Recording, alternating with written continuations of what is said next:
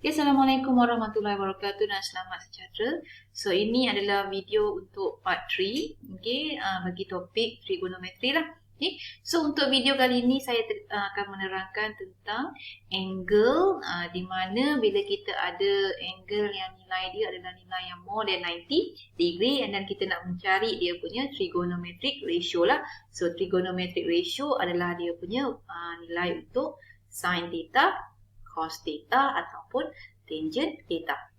So kita tahu syarat kalau kita nak gunakan trigonometrik adalah dia mestilah dalam right angle triangle lah. So di mana kita ada sudut triangle 90 degree. Problemnya sekarang adalah nilai angle di dalam triangle tersebut kita tahu nilai dia semua sekali, nilai yang paling tinggi kita akan dapat dekat dalam triangle ni adalah 90 degree sahaja ataupun below than 90 degree. Tapi kita tahu angle ni dia boleh lebih besar daripada nilai tersebut. Contohnya saya nak cari sin 180. Contohnya saya nak cari cos 210. So maksudnya dekat sini angle tu dia tidak hanya tertumpu sehingga 90 degree sahaja. Problemnya sekarang angle tu besar tapi dalam triangle kita tak boleh plot untuk angle yang lebih besar daripada 90 degree. So apa yang kita akan buat? Untuk angle yang lebih besar daripada 90 degree, kita akan plotkan dia ke dalam unit circle lah. So bila kita dah kita dah lukiskan dalam unit circle dan baru kita akan applykan this right angle triangle ke dalam kita punya unit circle. So first kali before saya masuk kepada right angle triangle dalam unit circle, kita kena tahu dahulu cara untuk kita plotkan angle di dalam unit circle. So bila kita plotkan sesuatu, kita perlukan y-axis dan kita akan perlukan x-axis. So dekat sini, bila kamu nampak y-axis dan x-axis, kita nampak macam ada 4 pecahan. Di mana pecahan tersebut kalau dalam angle kita panggil dia sebagai quadrant. So ini quadrant 1, so ini adalah quadrant 2, so ini adalah quadrant 3, so ini adalah quadrant keempat lah, fourth quadrant. So setiap quadrant dia akan ada nilai angle yang tersendiri. So contohnya untuk angle yang pertama, quadrant yang pertama, nilai angle dia adalah daripada angle 90 degree hinggalah 90 degree sahaja. So ini untuk kuadran yang pertama. So maksudnya bila kita ada angle yang kita perlu lukiskan daripada angle kosong hingga 90 degree, so kita boleh lukis pada kuadran yang pertama lah. So let's say saya punya theta adalah theta 60. So 60 maksudnya kita boleh lukiskan pada kuadran yang kedua. So ini adalah 60 degree.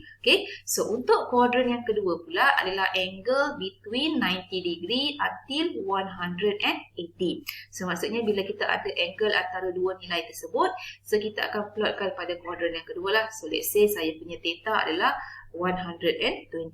So 120 obviously dekat kuadran yang kedua lah. So bila kita plot, so kamu akan dapat dalam bentuk macam ni. So angle tu dia akan start daripada kosong hinggalah 120. So ini adalah dia punya 120 degree lah kuadran yang kedua. And then untuk kuadran yang ketiga adalah angle between 180 until 270. So maksudnya angle dekat nilai ni kamu akan plotkan pada kuadran yang ketiga. Contohnya kita ada theta 210. So 210 obviously adalah pada kuadran yang ketiga lah. So kuadran yang ketiga, so dia akan start daripada kosong, rotate hinggalah kepada kuadran yang ketiga. So kita akan labelkan dia sebagai theta 210. And then last kali kuadran yang keempat adalah angle between 270 until kita akan back balik ke original place. So dia bukan hanya kosong sahaja, so sini juga boleh jadi 360 degree. So starting dia dan dia punya ending dia lah. So bila kita ada angle dekat sini, so means that kuadran tu kita akan lukis pada kuadran yang keempat lah. So let's say kita punya theta dekat sini adalah 330. So kita akan dapat dalam bentuk macam ni lah. So dia akan start daripada kosong hinggalah kepada kuadran yang keempat dia punya terminal tersebut. So ini adalah angle 330. So bila kita lukiskan angle tersebut, Maksudnya bila kita ada stopping point kita akan letak satu line lah. So kamu nampak kalau kuadran yang pertama 60 degree, so kita letak satu line. Line stopping tersebut kita panggil dia sebagai terminal side. So terminal side kita akan buat di mana kita akan lukiskan satu line pada stopping angle tersebut. Okay? So contohnya saya nak lukis theta 110. So kita tahu 110 adalah locate pada kuadran yang kedua lah, 90 degree to 180. So bila kita lukis, okay, so kita akan lukiskan dia. So kita tahu angle tu dia akan start daripada kosong dan kepada 110. So let's say 110 ini adalah stopping dia. So ini adalah theta untuk 110. So kita akan buat satu terminal line daripada origin point ni. So kita akan buat satu tu untuk menunjukkan dia punya stopping line for that angle tersebut lah. Okay. So kita panggil dia sebagai terminal side ataupun terminal line. Okay. So kamu kena lukislah terminal line yang biar kita boleh nampak dekat mana, kuadran mana angle tu dia akan stop. Okay. So itu adalah angle. And then angle tu macam saya kata tadi, kalau kita ada angle yang more than 90 degree, kita akan tukarkan dia ke dalam bentuk unit circle ni lah.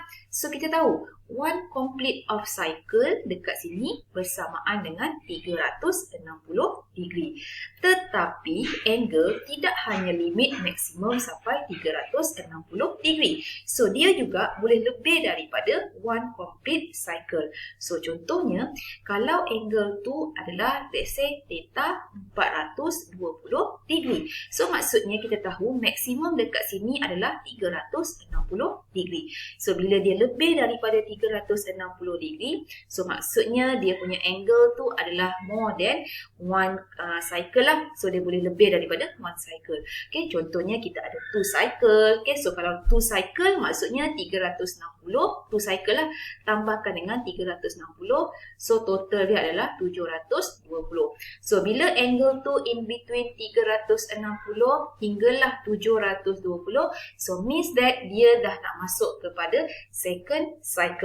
Okay, so kamu kena tengoklah dekat mana cycle-cycle tu berada based on the angle given to you. Okay, so itu yang pertama. Yang kedua, angle juga dia bukan hanya boleh start daripada positive side sahaja. Dia juga boleh ada dalam unit unit negatif. So maksudnya dekat sini, let's say saya padam kejap. Okay, so dekat sini, okay, so kalau dia positive angle, angle tu dia akan bergerak anti-clockwise, lawan arah jam. So maksudnya daripada kosong, so kita tahu ini akan start daripada kosong lah. So dia akan bergerak daripada kosong hinggalah arah lawan jam. So based on dia punya nilai theta yang diberikan. So theta juga boleh dapat dalam negative value. So bila negative value, dia akan berlawanan arah from positive angle lah. So kalau positive angle lawan arah jam, so if negative angle kita akan bergerak mengikut arah jam. Okay, so bila mengikut arah jam, angle dia akan bertukar lah. So kalau positif, sini 90, sini 0, sini 90, 180, 270 and then return back to 360. So kalau dia negatif, dia masih lagi start kosong. So 90 dia akan bertukar ke bawah lah, negatif 90. So negative 180, negative 270 and then return back to negative 360. Okay, so kita akan lukis arah dia berbeza lah.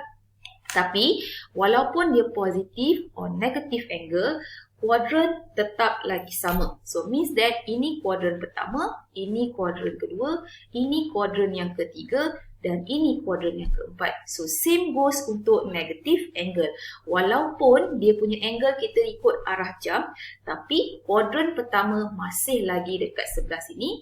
Ini adalah kuadran yang kedua, ini adalah kuadran yang ketiga dan ini adalah kuadran yang keempat.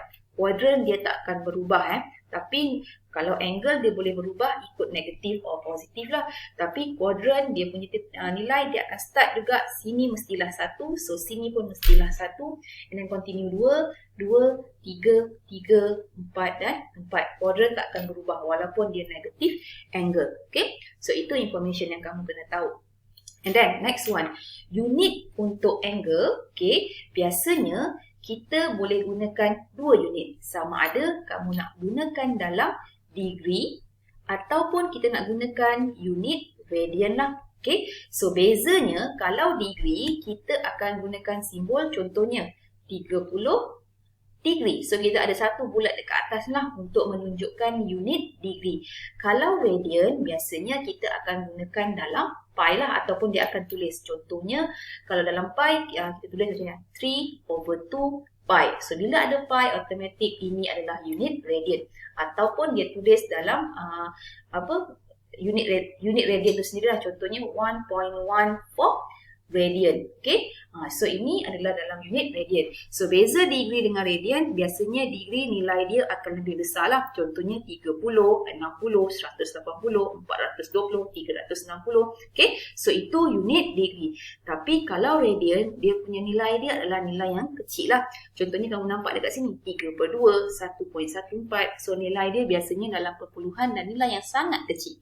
Okay, so itu bezalah antara degree dan radian. Okay, so daripada unit degree juga kita boleh tukarkan dia ke dalam unit radian. So daripada degree nak tukarkan ke dalam unit radian, kita akan darabkan degree tersebut kepada, okay, so kita akan darabkan kepada pi overkan dengan 180. So ini adalah daripada degree kita nak tukarkan dia kepada radian. So bila kita boleh tukar kepada radian, so means that daripada radian juga kita boleh tukarkan balik kepada bentuk degree lah. So di mana kalau kita nak tukarkan balik ke dalam bentuk degree, kita akan darabkan dengan 180 perkan dengan pi. Okay, so sebab apa saya kata kita boleh tukar? Contohnya dia bagi angle dalam mode radian.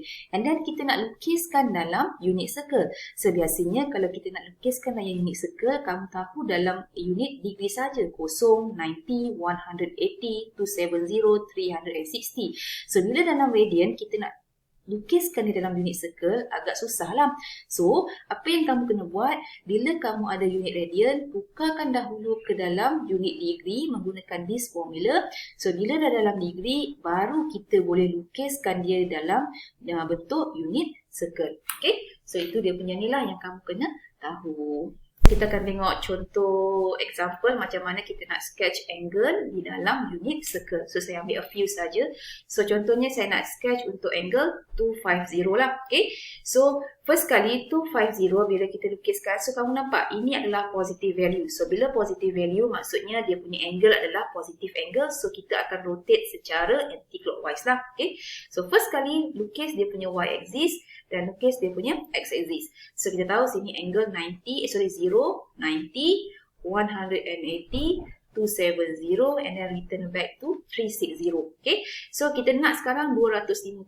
So 250 terletak pada kuadran yang ketiga lah, sebab angle dia adalah in between 180 to 270. So maksudnya bila angle tu bergerak, okay, positif, so kita akan bergerak anti-clockwise lah. So daripada 0 pergi ke 90, 180 and then dia akan stop dekat 250.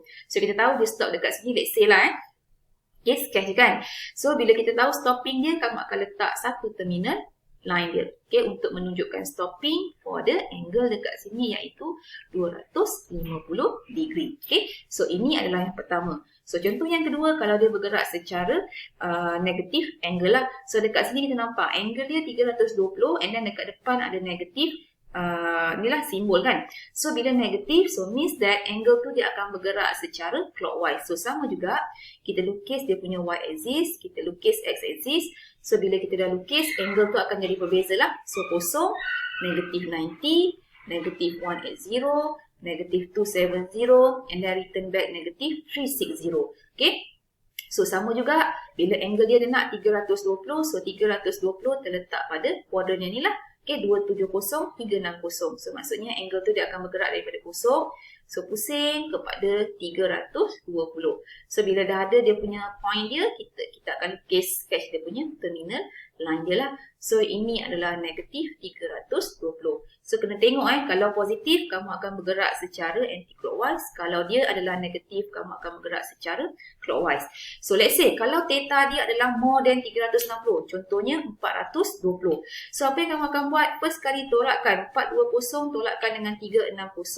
So dekat dekat sini bila kita tolak akan dapat jawapan dia 60. So means that dekat sini dia ada satu complete cycle and then kita akan tambahkan dengan 60 degree untuk dapatkan 420.